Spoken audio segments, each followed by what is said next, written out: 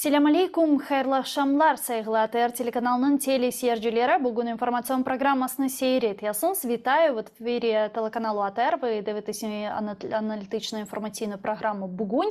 Для вас працюю я, Гульсум Халілова, і я рада представити гостя. Це Володимир Цибулько, народний депутат 6-го скликання, письменник, перекладач, громадський діяч. Пане Володимире, вітаю вас, селям алейкум. Витаю, салям алейкум.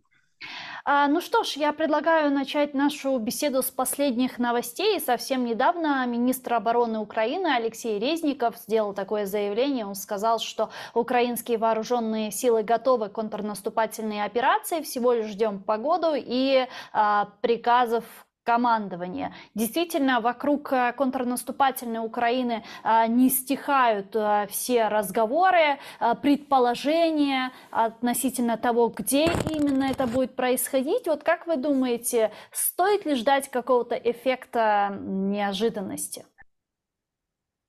Ну, война — это всегда неожиданность на каждом шагу. Поэтому, если есть заявка на такое, значительное действие, как контрнаступление, и к этому готовятся не только украинские войска, но и все партнеры Украины. Мы же, генерал Коволи, начальник, главнокомандующий войск НАТО в Европе, на встрече в Конгрессе объявил о том, что украинским войскам передано больше 90%, он назвал цифру 98% всей затребованной техники. Если эта техника появляется в войсках Украины, она же не может стоять мертвым грузом. Много факторов погодных, потому что грунты украинские, особенно в районе потенциальных активных боевых действий, там черноземы, глубокие черноземы. И они вот такую тяжеленную технику, больше 50 тонн танк, «Леопард», такие грунты должны подсохнуть, иначе они просто не выдержат. Ну и вопрос даже не комфорт войск, комфорт в этом случае предвидит хорошую логистику. Хорошее сообщение, хороший подвоз боеприпасов, перемещение войск. Ну, вот такая динамика, потому что наступление – это всегда динамика. Если есть возможности очень быстро перемещать войска, тогда противник не успевает противодействовать наступающим войскам, и войска не просто прорывают оборону. Надо понимать, что потенциальный театр боевых действий – это равнина. И там надо действовать очень быстро и захватывать очень большие куски территории мгновенно буквально.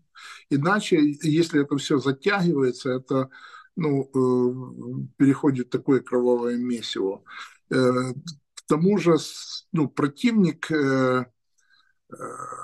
он не просто готовится к сопротивлению, он выстроил глубоко эшелонированную оборону, где-то под 4 эшелона войск сейчас размещено на направлении потенциальных ударов. Поэтому, конечно, политики хотят от войны политического результата, а для войск нужен результат военный. Войска они не привязываются к политическому календарю. Это задача политиков извернуться и присвоить, скажем, военному результату еще и политический результат. Но для войск самое важное – это освобождение и контроль территории. А как вы думаете, в каком направлении может быть контрнаступательная операция? Самое такое напрашивающееся, так сказать, направление – это отсечь Крым от левобережной группировки войск. И мне кажется, что продвижение напротив Херсона, вот это левобережье Херсонщины и возможность для артиллерии, активного контроля Чонгара и перешейка вот этого всего, вдоль Досиваша, мне кажется, что это направление напрашивается само по себе. Но все будет, конечно, упираться в логистику, потому что когда мы говорим о черноземах и непросушенном грунте, то, ну, скорее всего, все будет упираться в возможность более динамично перемещать войска. И там, где природа постарается подсушить территорию, очевидно, там и может быть главное направление. Но мне кажется, что самым важным сейчас есть отсечение вот этой левобережной группировки войск от Крыма. И даже если это будет ну, возможность подвинуть артиллерию так, чтобы перекрывать Чонгар и ну, этот перешеек сам, то мне кажется, что это будет уже определенный успех, потому что самые ближние огромные склады и техники, и боеприпасов, они на севере Крыма. И в этом смысле группировка, которая на левобережье, в Запорожской и Херсонской областях, могут оказаться без боеприпасов. Мгм. Но в Поэтому таком случае, если мы выходим на административные границы оккупированного полуострова и просто перерезается какой-либо коридор взаимодействия российских оккупантов с временно оккупированного полуострова с материковой частью Украины, то это может означать дальше удары по Крымскому мосту и освобождение Крыма раньше, чем Донбасса? дело в том, что Донбасс, он рельефный. Мгм. Там ну, и Луганщина, и Донеччина – это такие рельефные территории, в которых очень много возможностей для наступающих войск и для обороняющихся.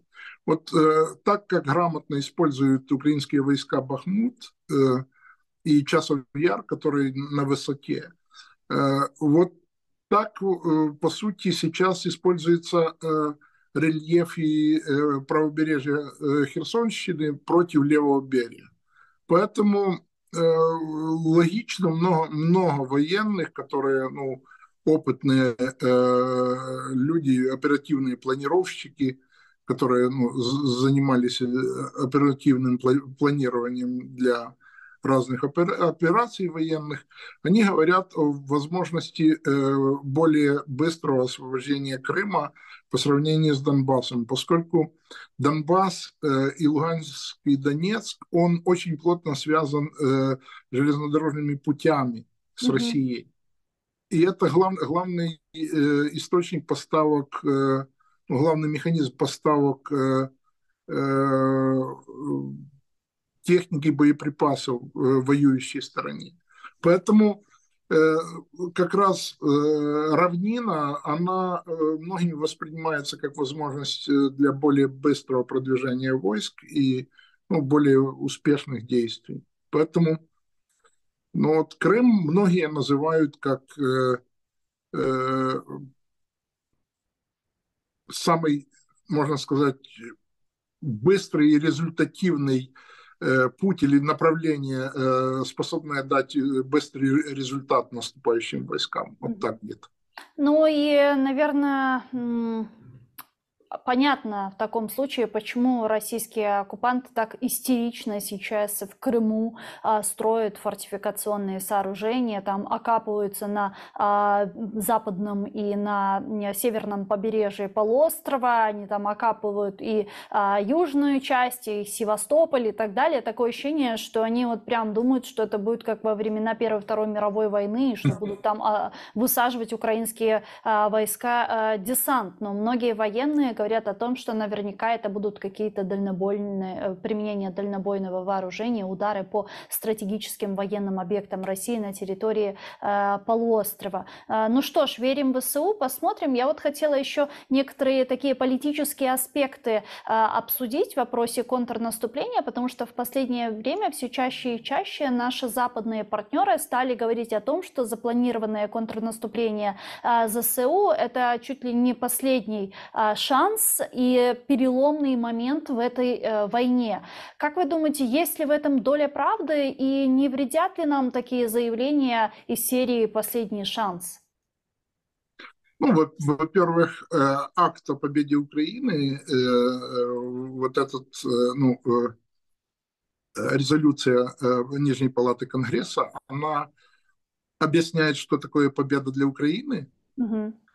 и она как раз заряжает партнеров на более длительный сценарий, потому что игры в то, что это, ну, может быть единственным шансом на освобождение, это игра бесплодная, потому что часть, особенно европейских политиков, они думают, что они смогут откупиться от Украины каким-то, ну, взяткой, условно говоря, потому что вот мы вам купили, мы вам передали танки, вы должны этими танками освободить все. Они не задумываются, с каким противником Украине приходится воевать. Мгм. Поэтому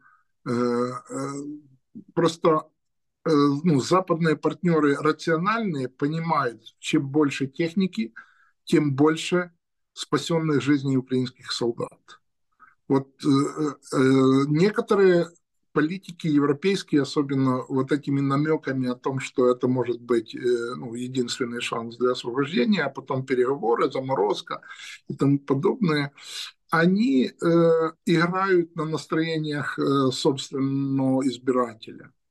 Ведь часть европейцев, они даже не представляют, что бы было, если бы Украина, ну, прекратила сопротивление и российские войска попали на территории стран, политики которых вот, ну, начинают говорить о, э, ну, скажем, исчерпанности ресурсов или Мгм. ну, вот, невозможности долго поддерживать Украину. В этом смысле резолюция Конгресса, она очень четко определяет, что такое победа в глазах даже американских политиков. И уже европейским политикам после этого рассказывать о том, что единственный шанс, что ресурсы заканчиваются, это уже, конечно, ну, невозможно будет играть на этих чувствах. Пускай европейские политики, которые пытаются ну, сыграть в коротко, ну, такую, я бы сказал, стремительную военную кампанию, вот наступление, вот 2 недели, вот Путин пошел на компромисс, на переговоры, на заморозку конфликта или еще что-то. Мгм. Эта война, она не имеет характер конфликта. Конфликт это когда, ну вот, сцепились и разошлись. Все больше эта война теряет возможности в договорной способ ее закончить. Поэтому, когда появляются вот такие, даже опытнейший человек и с хорошим военным бэкграундом, гость Украины, президент Петр Павел, даже он высказывался о том, что ну, это может быть поодинокий шанс. Это единственная контратака, которая сделает весь результат. Нет. Воевать с Россией одной атакой невозможно. Это очень длительно, это очень затяжная будет война. Тем более, что даже если стремительной атакой оттеснить российские войска от границ Украины, ну, выйти на границы 91 года, кто перекроет украинское небо? Ракеты падают на наши города, и они Мгм. продолжат падать. Потому нацеливание на политический результат, на создание таких условий, на которых бы Путину ничего не оставалось, как, кроме спасения собственной экономики, вот это был бы, ну, вот это была бы настоящая контратака. Поэтому мне кажется, что часть политиков, особенно европейских, они воспринимают победу Украины как уже гарантированный политический результат. А на самом деле нет такого гарантированного политического. Гарантированный политический результат это, ну, развал путинской системы и, скажем, выбивание Путина из власти российской. Он может осуществиться и без выхода на границы 91 года украинских войск. Ведь Мгм. так.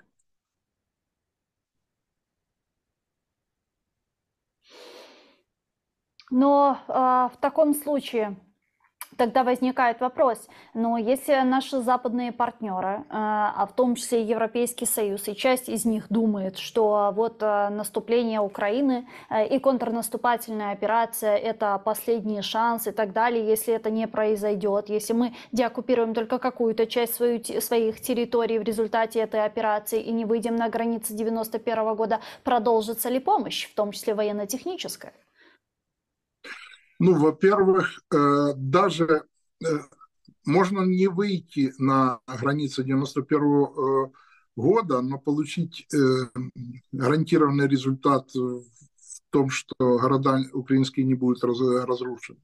И может быть навязан какой-то переходной период. Но дело в том, что европейцы прекрасно знают, Россия никогда не выполняет взятых на себя договорных обязательств. Мгм. Никогда. Поэтому Украине нужен такой результат, который воспримется не только партнерами, а в первую очередь воспримется украинским народом. Вот в чем проблема. Поэтому, если кто-то пытается навязать украинцам какую-то формулу мира за счет украинцев, во-первых, Мгм. это не воспринимается самими украинцами. Во-вторых, Да, и надо политическое понимать. руководство Украины это прекрасно понимает. Да, вот я именно к этому клоню. Вы просто с языка сняли фразу, потому что ведь даже если власть в Украине попытается, скажем, ломать общественное мнение в пользу там каких-то компромиссов, которые навязывают нам западные партнеры, то украинцы сломают эту власть, а не власть сломает позицию людей. Вот в Мгм. чем дело. И если на Западе этого не понимают субъектности украинского народа, а он сейчас очень злой и очень такой, растревоженный, я бы сказал. Украинцы готовы просто за каждый разбомбленный дом мстить и мстить долго и результативно. Поэтому сейчас самое главное, если, скажем, западные политики, партнеры, которые искренне хотят Украине добра, но они пытаются навязывать сценарий, скажем, удовлетворения насильникам средствами изнасилованной, то так не получится. Это то, что не может вообще обговариваться в нашей Мгм. ситуации. Мгм. А как вы думаете, вот сейчас на данном этапе Путин хотел бы каких-то компромиссов, переговоров, прекращения огня, там, на какое-то время сохранения статуса кво и так далее? Да, конечно. Они со всех сторон, кстати, топчут эту тему, Так. раскручивают ее, потому что им нужна передышка.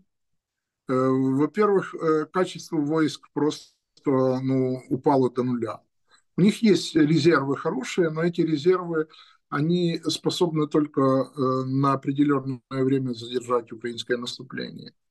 Э, Скорее всего, что Путин готов был бы уйти даже сейчас сам уйти к границам 24 февраля, но это же, во-первых, не воспринимается украинским народом, во-вторых, Мгм.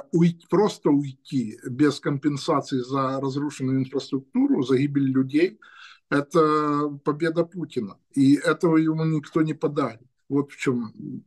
В этом смысле Путин как бы не изворачивался, но ему паузу тактическую никто не подарит. Его надо добивать, и в этом смысле даже такой человек, как советник по международной безопасности Джейк Салливан, которого считали вот таким чуть ли не Путин-ферштейером Да.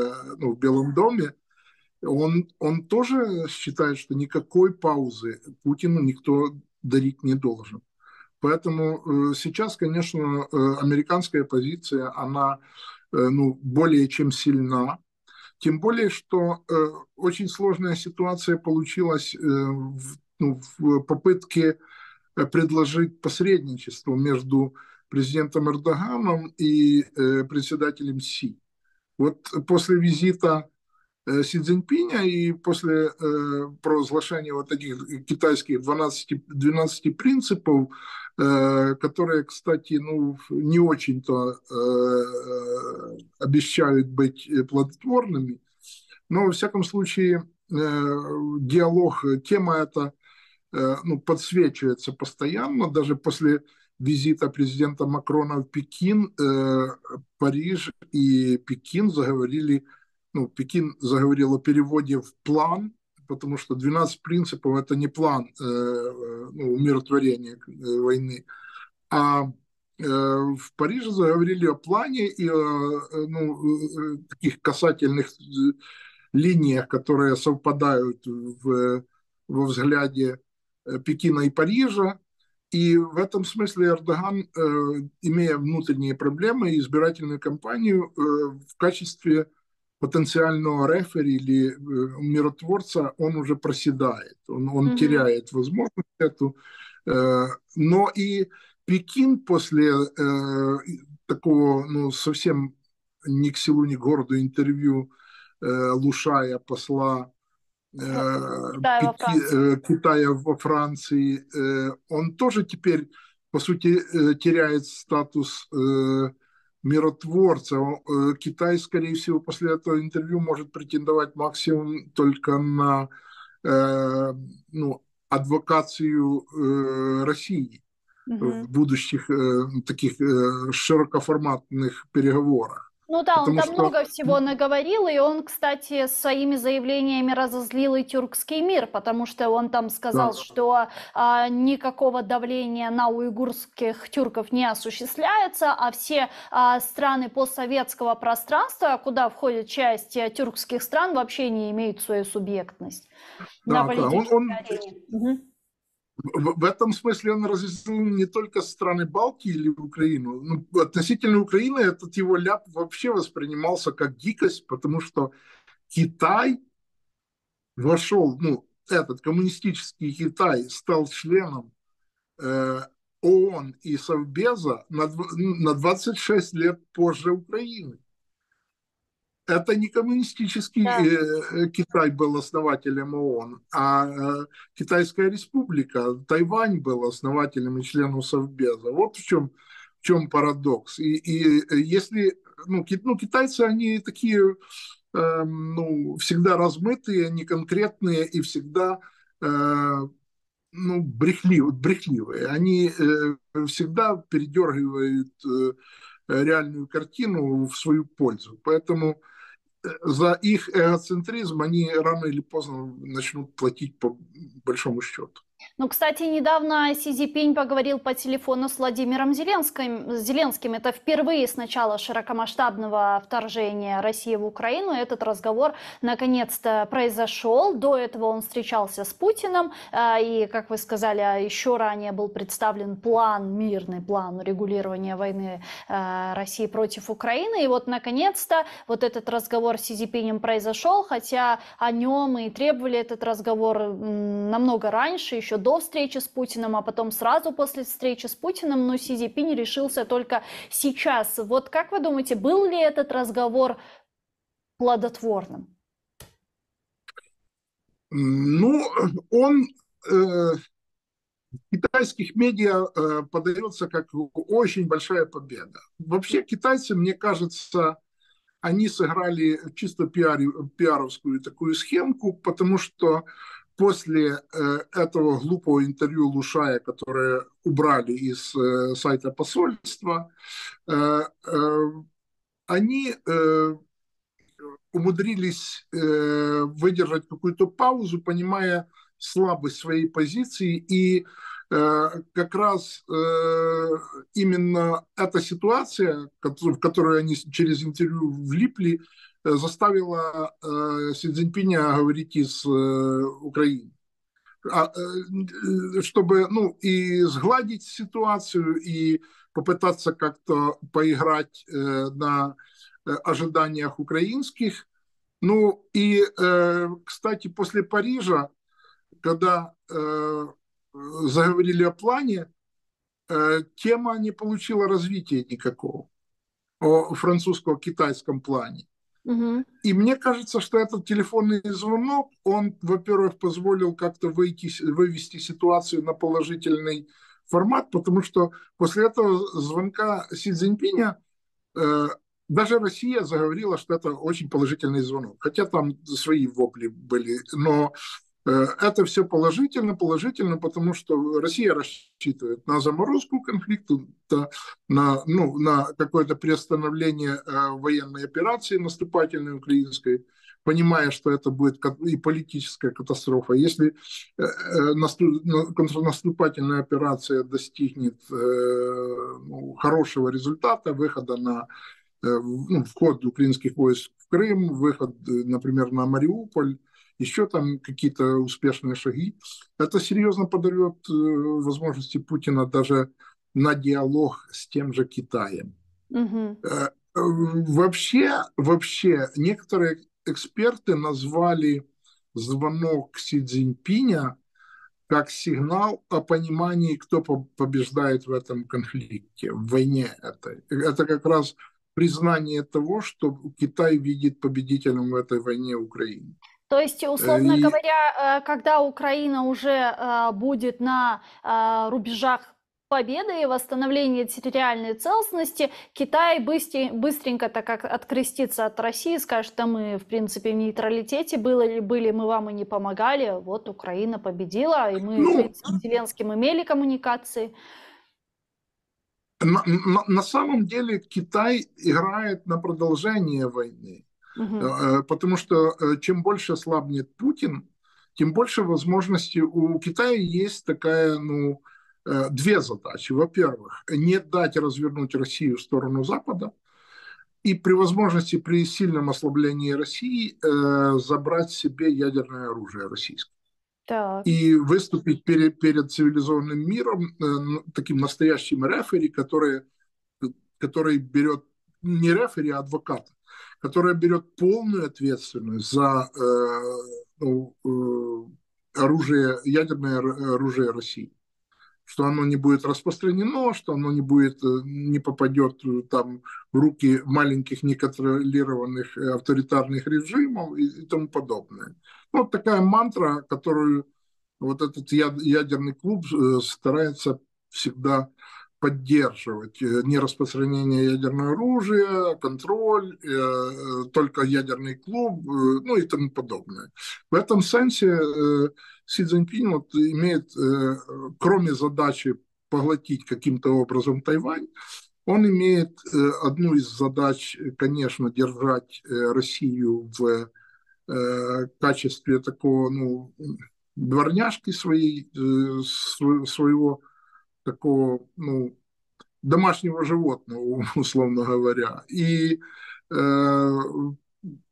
попытаться даже в связке с Россией и Ираном создать ну, вот такой авторитарный полюс. Послушаем или ну, обратимся, например, к спичам Лаврова в Мгм. Совбезе. Лавров, который говорит, вот нас большинство, мы, у вас один золотой миллиард, а нас там 7 миллиардов, и нас большинство. Но Россия к этому большинству никакого отношения, кроме авторитарных замашек, не имеет. Ну, как и сейчас просто экономически она разворачивается в эту сторону, но это же то, что свидетельствует о поражении России. Россия сама стремилась стать частью золотого миллиарда, условно говоря. И она проиграла эту гонку. Мгм. И она теперь пытается говорить от имени того, кому она, по сути, не принадлежит, и она не воспринимается частью вот этого азиатского коллективного юга, условно говоря. Сколько бы Россия не лезла туда, но она, даже ее вся торговля свидетельствует, если вот, ну, анализировать торговлю углеводородами, 200 миллионов тонн нефти поставлялось в предыдущем году на западные рынки и 40 миллионов на восточные. Вот это, ну, по сути, реальная картина, э, как бы Россия риторически она развернута на восток, но без связи с западными экономиками она умрет. Она не может переориентироваться очень быстро. Всю ну, экспортную и транспортную инфраструктуру развернуть в сторону Востока. Это нужны миллиарды, миллиарды. В Мгм. России нет этих денег. Скажите, а вот эта зависимость западных стран от российского газа, от российской нефти, вообще от российской экономики, она уже, и вот, уже не в таких масштабах, как была раньше? Они уже от этой зависимости избавились? Запад избавился почти полностью. Ну, вот есть несколько стран, которые пытаются петлять. Ну, кстати, Венгрия, она уже, ну, не Венгрия как страна, а Орбан как политический лидер, он уже даже договорился до, ну, абсолютно контроверсионных всяких заявлений. Если не он, то его чиновники говорят о том, что без разрешения России Украина не может быть членом НАТО. Но это связано напрямую с зависимостью энергетики. Ядерное топливо и инвестиции в ядерный сектор Венгрия получает из России. Главный нефтеперерабатывающий завод в Венгрии сидит на российской нефти. Даже Евросоюз сделал специальную квоту для, ну, чтобы... Кстати, эта нефть качается через территорию Украины, Да. воюющей Украины. И Венгрия даже на этом фоне пытается делать специальное заявление, обидные для Украины. Ну, мы это пропустим через уши, а реакция будет потом. Я думаю, что придет время, когда венграм будет очень-очень стыдно за Орбана и его клику, которая сейчас правит в Венгрии. То есть вы А в думаете, целом, это в принципе, исключительно вот коммерческие интересы Венгрии в этом вопросе? А как же, ну, ну это же золотое правило любого бизнеса, диверсификация. Ну неужели за столько времени нельзя было диверсифицироваться и поставки того же газа, той же нефти осуществить какими-то другими путями, с другими странами и так далее? Венгрия пробовала присоединиться к Хорватии. Хорватия строила на острове Крк газовый терминал сжиженного газа. Венгрия пыталась, даже Украина к этому терминалу пыталась подсоединяться.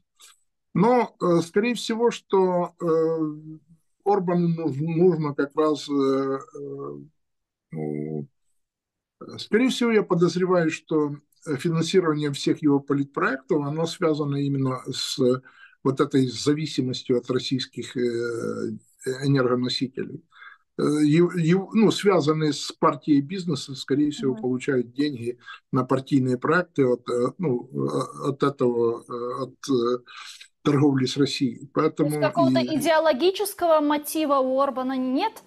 ну, Орбан вообще-то такой вне идеологический, но он постоянно играет, как и русы. Он, кстати, политтехнологически он очень много приемов взял у Путина и Эрдогана. Мгм. В этом смысле он пытался как-то даже быть таким маленьким европейским Эрдоганом. Но Эрдоган просто масштабная личность, более масштабная, и личность, которая, ну, вмонтирована и в отношения исламского мира, личность, которая стала настоящим лидером тюркского мира и создала, ну, по сути, систему для не только для культурного обмена тюрков всего мира, а по сути есть содружество стран тюркских. И, кстати, Эрдоган сыграл огромнейшую роль в создании вот такой, ну, зонтика политического для тюркских народов России. Это очень важно. Они получили ну, еще одну защиту шанс на развитие собственной, на сохранение собственной культуры даже в авторитарной России. Путин, конечно, давит особенно сильно на Башкортостан и на Татарстан, но все-таки все другие тюркские народы России получают очень большую возможность от существования вот этого содружества тюркских государств. Ну и Но тем тем не более, менее, что... я вот на эту тему всегда, когда мы обсуждаем эту тему и в турецком медиапространстве, где я также работаю, и в нашем медиапространстве с аналитикой, когда мы обсуждаем, я все-таки придерживаюсь такого мнения, что вот это содружество тюркских государств не будет эффективным и плодотворным до тех пор, пока страны, которые в нее входят из числа тюркских стран, находятся под влиянием России и полностью не эмансипируются от России и полностью и де юре, де факто не обретут свою независимость. Потому что так или иначе позиция Азербайджана, например, позиция Казахстана и других стран тюркских, которые в том числе входят в ОДКБ, но это политика абсолютно, которая идет вразрез с нашей, и мы можем четко видеть, как они голосуют на международных площадках, в том числе и по резолюциям, которые касаются Крыма. Крым — это крымские татары и братский народ этим странам, да. И мне кажется, что вот лакмусовый бумажкой, да, которая будет демонстрировать эмансипацию этих стран от России, это Крым. Вот когда Казахстан или тот же Токаев выйдет и скажет, что да, Крым оккупированный, вот тогда я скажу, ага, да, все, наконец-то Казахстан хоть как-то от России начал, да. Дело в том, что я вот анализировал экономику Казахстана, и там все-таки не турецкая экономика лидирует, а лидирует китайская и американская, даже не российская экономика Да, лидирует. Но больше это, китайская, да.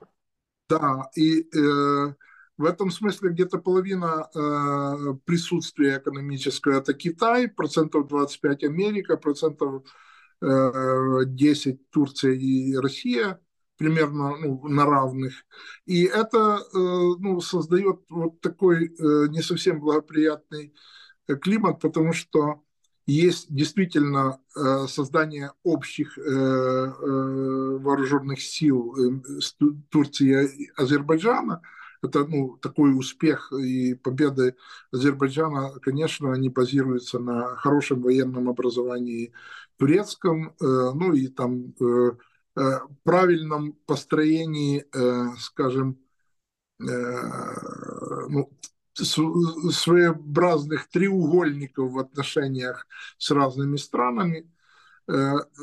Но пока Казахстан не войдет в такие отношения с Турцией более сильные, или Узбекистан. Тут, кстати, шанс для содружества — это конкуренция сейчас приблизительно равных по потенциалу Узбекистана и Казахстана. Если конкуренция между ними, она может как раз создать возможность для запроса нового рефери в их конкуренции, и это может быть Турция и именно содружество тюркских государств. В этом смысле может быть очень большой импульс для развития. Ну и еще один импульс, конечно же, возможность создания независимых государств на территории России для тюркских народов. Это тоже будет очень большой импульс, потому что мы вот знаем, насколько Якутия сильна, потенциал ее такой внутренний, экономический, и готовность к самостоятельному государству внутреннему. Татарстан, Башкортостан, Дагестан, кстати. Ну и мне кажется, что чем больше будет слабнуть путинский режим, тем больше у народов Северного Кавказа появится запрос на вот такую такую адвокацию. И вот Турция может быть самым лучшим адвокатом в этой ситуации. Но так или иначе, ведь на месте нужны будут какие-то политические лидеры, которые смогут повести за собой народ к независимости. Не только лидеры, но и политические структуры. Мгм. Пока вот в Татарстане, вот, кроме интеллигенции, вопрос независимости особо никого... Ну, он тревожит, и он будоражит и стимулирует к каким-то действиям, но вот этот политическо-бюрократический ну, сегмент татарского общества, он больше демонстрирует лояльность путинизму, чем... Но интеллигенция действительно сеет зерна независимости. В этом им, Ну конечно... вот мы пока с вами обсуждаем сейчас обретение независимости различных народов, которые проживают на территории России, которые ее заслужили. Многие аналитики как раз в этом контексте говорят о том, что Запад боится распада России на много там разных держав, и непонятно, у кого в руках окажется ядерное оружие. Ядерное оружие. Да, есть ли такое Ну, действительно опасение? да. Ну вот это как раз та тема, с которой мы начинали. Роль Китая и попытка Китая перехватить именно, ну, переложить на себя ответственность за судьбу ядерного оружия российского. Вот в этом смысле Китай играет очень тонкую игру. И почему мы говорим, что Китай заинтересован в продлении конфликта? Потому что продление конфликта – это ослабление России. И это все больше и большая зависимость России именно от Китая. Потому что ни Индия, ни Иран, в принципе, ничего для выживания экономического России предложить не могут. Индия, по сути своей, все, что нужно России, технологичные, ну, всякие продукты машиностроения, начиная с подшипников. Вот, Россия запросила в Индии, по-моему, 500 товарных позиций, начиная от подшипников и заканчивая там всякими, ну, метизами, болтами, гайками, условно говоря, которые она сама не может произвести, но без которых ну, производство вооружения в России тоже провисает. Мы уже знаем истории, как они завозят через, кстати, тот же Казахстан. Вот упомянули Казахстан. Действительно, Казахстан фигурирует как один из главных коридоров экспорта товаров двойного назначения и электроники, чипов, которые потом появляются в русском оружии, которым потом Россия обстреливает Украину, и через это гибнут мирные люди. Поэтому ну, в этих всех сценариях надо понимать, что Китай за ослабление России, Иран ищет свое место просто через такую тупую ненависть к западному миру, но все-таки даже все, кто против Запада, они же все зависят от западных технологий. Это так глупо, ну, выглядит, потому что с одной стороны орут, им надо там новые программные продукты айтишные, а с другой, ну и, скажем, чипы, скажем, идеи. Это все высокотехнологичный Запад. Восток ничего этого не продуцирует. Но, с другой стороны, через свою вот такую унылость и технологическое отставание эти государства все более ну, злятся от своей ущербности, от своего лузерства. И они вместо того, чтобы бороться со своим лузерством, они борются с чужими успехами. Это глупство, но эта глупость, она генерирует дальнейшую глупость. Это, кстати, очень четко видно ну, противостояние Израиля и Палестины. Мгм. когда Палестина, по сути, ничего не производит, но она производит агрессию против Израиля. И она торгует вот этой агрессией всю жизнь. Вот Россия, по сути, ну, Россия сейчас это такая Палестина, которая торгует агрессией и пытается найти на это, ну, свои деньги у нее на эту агрессию заканчиваются, и она пытается продавать Китаю эту агрессию, создавая новые политические реалии, в которых Китай должен ну, укреплять свои позиции Мгм. в мире. Но вот с другой стороны, с одной стороны, действительно выглядит логичным, что Китаю выгодно ослабление России, но с другой стороны, ряд аналитиков говорят о том, что Китаю невыгодно, чтобы эта победа была на стороне Украины, а победа Украины это означает победа всего цивилизованного мира и укрепление западного мира, цивилизованного западного мира во главе с Соединенными Штатами Америки, чего Китай не захочет. Поэтому он будет поддерживать Россию до конца и, если нужно, поддерживать вооружением. Но дело в том, что успех Украины создает внутри российского общества запрос на перемены. И если Россия разворачивается лицом к Западу, тогда китайский тыл потерян. Тогда под этот разворот на российские, скажем,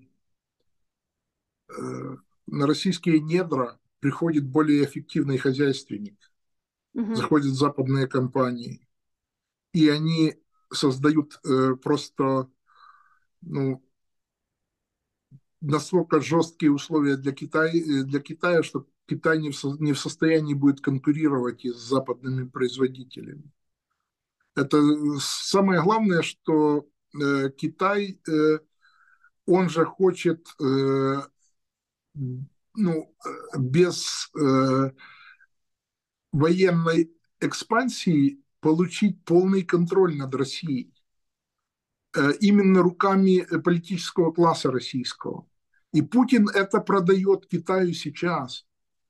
Но на выходе Китай не получает, по сути, ну, вот такой длительной стратегии. Китай сомневается в том, что Россия долго устоит на этом восточном векторе. Мгм. Рано или поздно Россия вынуждена будет разворачиваться. Почему, например, Си Цзиньпинь в ходе визита в Москву встречался и с Мишустиным, и ну, с Собяниным не получилось, но по сути, скажем, много времени в ходе этого визита Си посвятил изучению возможности разворота России в сторону Запада. И он перестраховался, ну, он искал механизмы перестраховки, чтобы Китай в определенный момент не оказался в подвешенном состоянии. Потому что пока Россия прикрывает спину, можно шантажировать Запад. И если Россия обвалилась, тогда все мечты Китая о создании ну, вот такого коллективного юга, как альтернативы, мы помним, что Джозеф Байден после прихода в Белый дом где-то месяцев через 8 созвал форум демократии. И уже в этом году состоялся второй форум демократии. Мгм. Это, по-моему, 123 страны. И благодаря вот этому ну, координации демократий мы получили голосование в Генассамблее ООН по украинскому вопросу, по российской агрессии, 144 голоса в поддержку Украины. И Китай это ну, очень так сразило, можно сказать, потому что, во-первых, за Россию голосовало там совсем 7 стран, совсем мало. Китай и Индия воздержались, и по сути воздержавшиеся это не за, ну и не против. Это те голоса, которые Китай не в состоянии получить быстро. Мгм. Почему сейчас меняется и политика России по Африке, и Китая? Потому что они все-таки ищут способ собрать какой-то пул государств, который бы разговаривал коллективно с Западом. И в этом смысле поражение России – это просто откладывание лет на 30 или на 50 самой темы создания полюса и двухполюсной такой политики, как была во времена Холодной войны. Мгм. В этом смысле Китай не в состоянии создать полюс, даже потому, что два самых главных рынка сбыта китайской продукции, Евросоюз и Америка, это демократии. Мгм. И если демократии отворачиваются от китайской продукции, особенно то Китаю, чем товары ширпотреба, торговать нечем. В этом смысле даже сейчас вопрос дешевой рабочей силы, он отпал сам по себе, потому что он был важен в короткосрочном периоде, где-то с середины 70-х до, наверное, 2010 года. Ну, где-то 35 лет или 30. Вот 30 лет возрастания экономики Китая, но сейчас же запроса на дешевую рабочую силу нет. Ну, потому что мы живем в Роботизация... период технического прогресса, и многие профессии, Да, которые были нужны в те робот, года, уже не актуальны, и все, в принципе, автоматизируется, да. биороботы никому не нужны. Биоробот нужен умный. Человек нужен образованный, высокотехнологичный. А просто робот, который будет стоять, живой робот, который будет стоять на конвейере, он уже не нужен. Уже, ну, в этом смысле Китай понимает даже трагичность своей ситуации, потому что э, вот эта стремительная роботизация, она выбрасывала миллионы людей постоянно с рынка работы, с рабочего Мгм. рынка. И Китай не знает, что с этой живой силой рабочей делать. Ну вот они в строительную индустрию много людей втянули, построили такую пирамиду строительные, которые теперь набрались долгов на сотни миллиардов долларов. И мы помним историю компании Evergrande, которая, по-моему, 380 миллиардов долларов скопила кредитов. И она не в состоянии их выплачивать, обслуживать. Сам Китай, он закредитован больше, чем на 50 триллионов долларов. И Мгм. если темпы роста китайской экономики ниже 3%, он не в состоянии обслуживать свои долги. Вот в чем, по сути, окно возможностей для Си очень маленькое. Мгм. Почему, собственно, Компартия Китая сохранила его на третий срок? Потому что COVID и, кстати, COVID как глобальная претензия к Китаю еще не снят вопрос. Но они пытались, сохраняя Си на должности, ЦК рассчитывала, что консолидация вот такого, ну, Компартии народа создаст условия, когда западный мир все-таки не загонит Китай в какую-то долговую яму именно по вине распространения COVID на целый мир. Ведь Китай, если бы был эффективным и не утаил эту проблему, а вовремя среагировал, таких катастрофических последствий не было бы.